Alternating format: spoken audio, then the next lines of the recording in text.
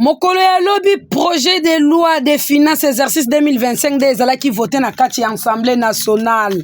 Esengeli boyeba ete bapanzisango bapusana ki pene ya Aimé Pascal Mongo pona kotuna ye mwa mituna na likambo etali makambu ya budget ekolo Congo démocratique. Esengeli boyeba ete mwana mboka Aimé Pascal Mongo oyo azali moponami ya Mai Ndombe azalaki penda na maloba ebele oyo alinga koloba liboso kasi azwaki tate mais asololaki na bapanzisango mpona koloba ete azali kosenga na mbula matari batala pe na ngambu ya Mai Ndombe parce que na budget nyonso ekolo Congo démocratique Mai Ndombe bénéficiaka te yango wana ya azali kosenga na yo mama Judith Suminyo ete na kati ya mbula matari na yo esengeli pe Mai Ndombe ezala considéré ezosenga pe ezala na banzela ezala pe na courant ezala pe na oyo nyonso oyo ezali kosalema na kati ya bamboka misusu wape pai mwana mboka Aimé Pascal Mongo nde asololaki liboso ya bapanzisango mpona koloba ete esengeli province na ye pe oyo azali kobeta sete ba bénéficier na budget ya 2025 oyo ezali na montant ya 18 milliards de dollars. Et pour permettre à la population congolaise qui ne connaissent pas la langue des volontaires, pourriez-vous traduire ce que vous venez de dire dans vos 4 axes prioritaires en lingala par exemple? Tant que le Premier ministre qui n'a pas le gouvernement, ça y est promesse qu'il y a aussi l'emploi 1,5 million. Et aujourd'hui, on a la diversification économique. Il faut éviter de faire accent sur la minerai, parce que le minerai est aussi là un jour. Il faut faire accent notamment sur l'agriculture. Le pays d'Abisso est signé un engagement international à 17e sommet de l'Union africaine à Malabo pour que chaque pays, le budget national, va faire au moins 10% du budget du secteur agricole. Parce que le secteur est un secteur qui est emploi durable. Le secteur des richesses. Rien que le secteur agricole, il y a la sécurité alimentaire. Tout ça, la ligne emploi. Ça fait la richesse sur le pays. Donc, comme année où le gouvernement prévoit seulement le budget 2025, 6,67%, nous allons aussi à la secteur national comme autorité budgétaire en matière de fixer dans 7,5%. Comme ça, en 2026, nous sommes en sorte que RDC, le gouvernement d'Abisso, ait respecté l'engagement de l'international. Deuxième chose, ce sont les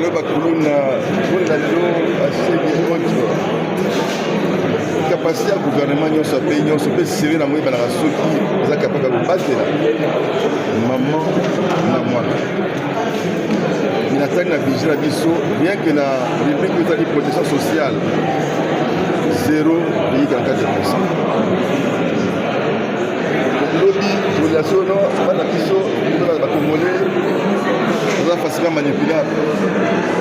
Parce que justement, ils n'ont pas été bien préparés. C'est pourquoi la budget, tout le monde a batama 0,44% de Singa, qui finit ça, Congo.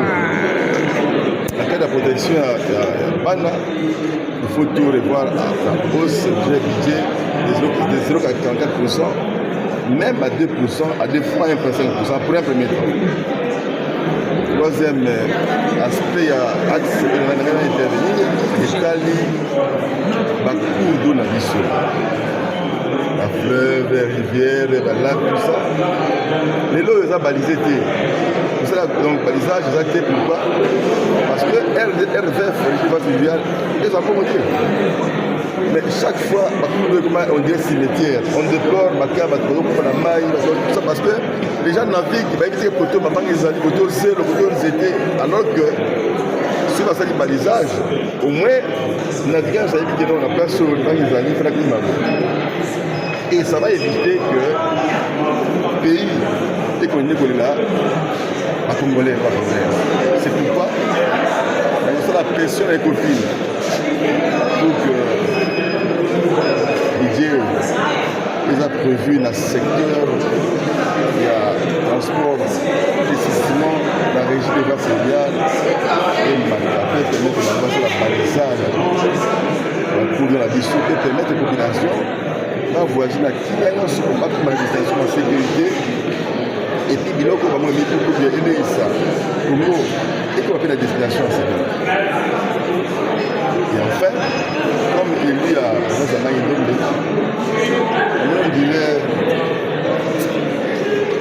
on dirait blague. Et tout c'est trop. Moi, il y a une BPC de Premier ministre. Moi, il y a une BPC la les a au conseil par exemple de transition, moi, il y a une BPC, le ODGF, ça c'est le Maïndo. Maïndo est pour nature excellence. Mais quelles sont les raisons de Maïndo? Négligence. Et nous sommes plus prêts à accepter cela. Vous allez utiliser là au national numéro 7. On va dire à partir du monde de Maïndo, donc Inongo et Keti, pas de sponsor. C'est même pas prévu. Les raisons de l'avancée, insécurité en Mongolo. Les gens vont permettre. Si on est insécurité à côté, on ne peut pas commencer de l'autre côté, on ne va pas mettre à maler manier. Vous voyez. Et tu vas sous-prêter. Laquelle la ville à Guinée, par exemple, à prévoir 4 milliards seulement. 4 milliards, ça veut dire la taux budgétaire aujourd'hui, déjà 1,3 million pour la modernisation et la ligne voirie urbaine. C'est 70 km. 70 km à 1,3 million de dollars. Et dans un membre de l'ECOFI, on fait en sorte que les autres forces aient de la respect.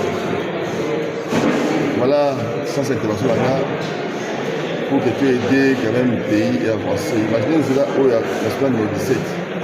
Il y a un impact en termes de Maxamboum. Parce que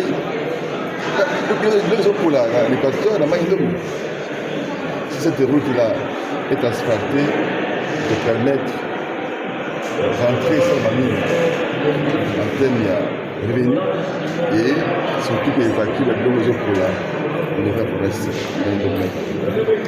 Merci. Merci. Donc la province du Maïndombe, plus particulièrement dans votre groupe qui est Inongo. Merci pour la parole. Je suis d'abord député national. C'est vrai que je suis élu dans la société de l'Indonésie comme député national, mais je regarde d'abord toute la nation. En fait, j'avais préparé mon intervention par rapport à 4 points. Le premier point devait tourner sur un secteur qui est porteur de croissance et qui est pourvoyeur d'emplois durables. J'ai cité le secteur agricole. Je voulais attirer l'attention du gouvernement et surtout de l'Assemblée nationale parce que c'est l'Assemblée nationale qui est en définitive l'autorité budgétaire. C'est le fait qu'il y ait des options levées de manière claire. Parce que la RDC devra désormais apprendre aussi à respecter les engagements pris à l'international, notamment le 17e sommet de l'Union africaine unie à Malabo, où il était demandé à chaque gouvernement dans le budget national de prévoir au moins une quantité de 10% de l'agriculture. À défaut par le gouvernement de le faire dans la loi de finances 2025, nous pouvons quitter les 6,67% qui ont été prévus pour rehausser cela à 7,5%. J'insiste pourquoi? Parce que nous sommes dans la période de la diversification de l'économie du pays. Les minerais vont s'épuiser, mais la terre elle est riche.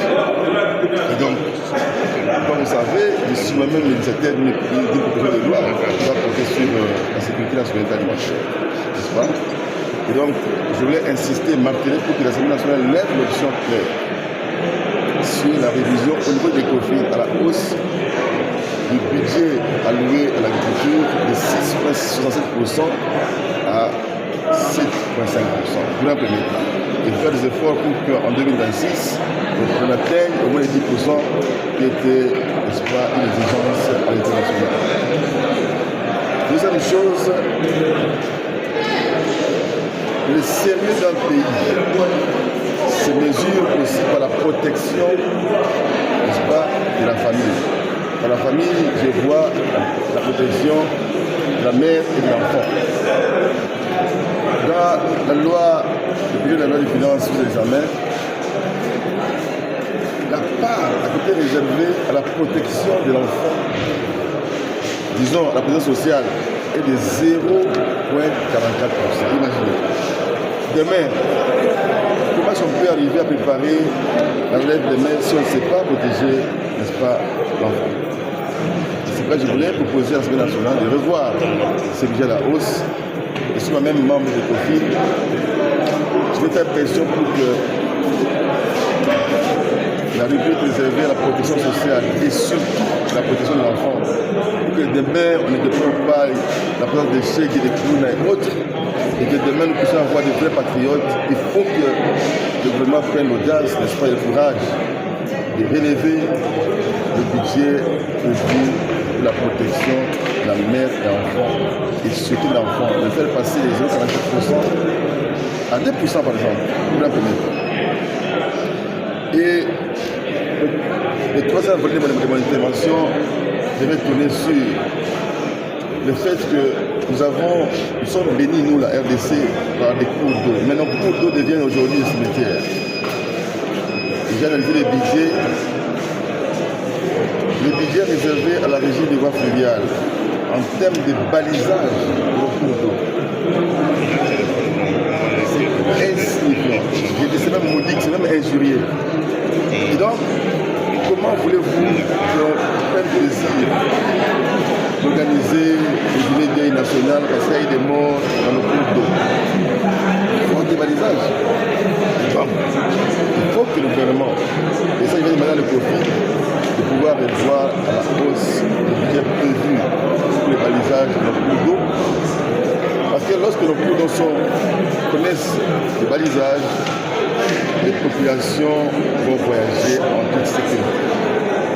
Et l'on va évacuer les marchandises, les produits agricoles qui pourrissent à l'équateur, au Maïdom et autres, à ce qui. Et donc, il y a nécessité d'anticiper les choses pour éviter que l'on continue à perdre des morts dans le cours d'eau et en faire des endroits d'aisance où les gens vont voyager en toute tranquillité et arriver à destination en toute sécurité. Alors, étant originaire de la province de Maïndo, j'étais très fâché de voir que la province de Maïndo ne m'est pas construire. Lorsque je vois les budgets réservés, les budgets réservés n'est-ce pas, à la province de Maïndo, cette province-ci a donné 2 premiers ministres dans tous ces pays. Un président du Haut Conseil pendant les transitions, qui a donné aussi l'hygiène qui fait la fierté aujourd'hui. Et dont l'un de ses fils est parmi les martyrs qui sont morts avec une mensonge, c'était Colombus. Une province qui est voisine à Kinshasa, ça veut dire moindre problème au niveau du Maïndo, mais Kinshasa est affecté. Et donc, on ne prévoit rien. La seule raison qu'on avance, par exemple pour la route nationale 17, qui devait partir de Mongata jusqu'à l'Équateur. On avance comme raison l'insécurité due au Mokondo. Mais le Mokondo ne quitte une infime partie. Mais pourquoi ne pas inverser, alors commencer par l'Équateur en passant par Inongo et jusqu'à Kinshasa? Tout ça, c'est des choses qui vont en principe être dites aujourd'hui. Que la province de Maïndo soit considérée. À défaut pas, le gouvernement considère la province de Maïndo, mais nous, comme élus de la province de Maïndo, nous devons nous assumer. Et donc, voilà un peu l'essence de mon intervention de ce jour. Mais j'ai dit, en tant qu'élu membre de l'Union sacrée, je demande à mes collègues de pouvoir déclarer recevables les projets de loi de finances, mais aussi comme membre de la commission COFI, je vais vers ce que toutes ces préoccupations qui vont être développées par moi maintenant soient prises. Et pour permettre à la population congolaise